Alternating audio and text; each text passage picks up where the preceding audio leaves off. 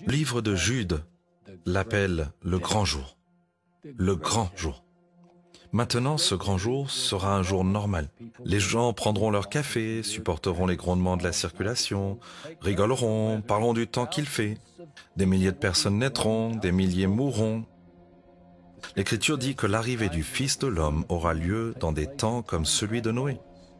Avant le grand déluge, tout le monde continuait comme d'habitude, s'amusant jusqu'au jour où Noé monta à bord de l'arche. Il ne savait rien jusqu'à ce que l'inondation frappe et emporte tout. Vous voyez, la venue du Christ sera inattendue. La plupart des gens seront inconscients, joueront sur la plage, profiteront de la vie. Le grand jour prendra la plupart des gens au dépourvu. Et bien que nous ne sachions pas tout sur ce jour, nous le savons, il y aura un grand cri. Avez-vous entendu cette écriture de 1 Thessaloniciens? Le Seigneur lui-même descendra du ciel avec un cri de commandement. Avant de voir des anges, d'entendre des trompettes ou d'embrasser nos grands-parents, nous serons engloutis par la voix de Jésus. Les morts entendront la voix du Fils de Dieu. Tous ceux qui sont dans leur tombe entendront sa voix, et ensuite, ils sortiront. Vous voyez que le cri de Dieu déclenchera la voix d'un archange avec la trompette de Dieu. L'archange est le commandant. Il enverra des armées d'anges pour leur plus grande mission. Rassembler les enfants de Dieu en une grande assemblée. Dans ce grand jour, ils vous escorteront dans le ciel et vous rencontrerez Dieu. L'Écriture dit, il enverra ses anges et il rassemblera ses élus des 4 vents, depuis le bout de la terre jusqu'au bout du ciel, tant que vous soyez à Marseille ou déjà au paradis. Si vous êtes un disciple de Jésus, vous pouvez compter sur un chaperon angélique pour le plus grand rassemblement de l'histoire. Il y aura un grand rassemblement. Toutes les nations seront ensemble devant lui. Le Bureau de référence démographique estime que 106 milliards de personnes sont nées depuis l'aube de la race humaine. Chacun d'entre eux se tiendra dans la grande assemblée des âmes. Celui qui nous a créés nous convoquera.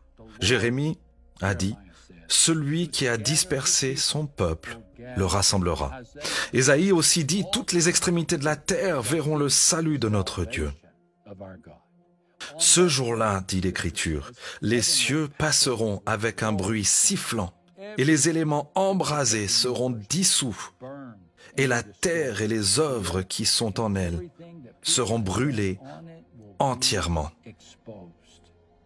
Maintenant, Jésus avait une phrase pour cela. Il l'appelait la recréation du monde. Dans ce moment, Dieu purgera chaque centimètre carré que le péché a contaminé, pollué, dégradé ou souillé. Et on ne remarquera même pas la reconstruction, car un spectacle encore plus grand apparaîtra devant nous.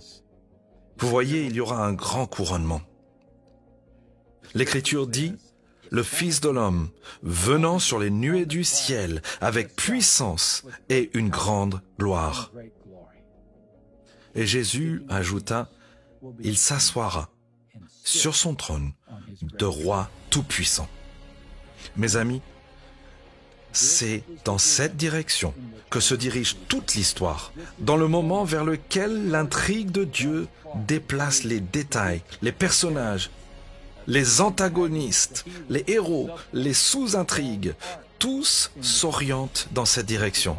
L'Écriture promet, afin qu'au nom de Jésus se ploie tout genou des êtres célestes et terrestres et infernaux, et que toute langue confesse que Jésus-Christ est Seigneur. Tout le monde, des multitudes de gens s'inclineront comme un champ de blé soufflé par le vent, chacun disant « Ô roi, tu es le plus digne. » Regardez cette promesse du livre d'Apocalypse. Alors j'entends une voix forte qui vient du siège royal. Elle dit, maintenant la maison de Dieu est au milieu des êtres humains. Il va habiter avec eux. Ils seront ses peuples. Dieu lui-même sera avec eux et il sera leur Dieu. L'annonce vient avec l'énergie d'un enfant de 10 ans, annonçant l'arrivée de son père après un long voyage. Papa est à la maison, maman, il est de retour. Nous verrons enfin Dieu face à face. Laissez-vous guider. Vous verrez le visage de Dieu. Vous regarderez dans les yeux de celui qui a toujours vu. Vous verrez la bouche qui commande l'histoire. Et encore plus étonnant que le moment où vous verrez son visage sera le moment où il va toucher le vôtre. L'Écriture dit, il essuiera toutes les larmes de leurs yeux. C'est ce qu'un père devrait faire. De nos jours sur terre, et pourtant cela peut sembler si difficile, non? Marqué par les conflits et attristé par la séparation. Que nous arrive-t-il dans ce monde? La réponse de Dieu, un grand jour.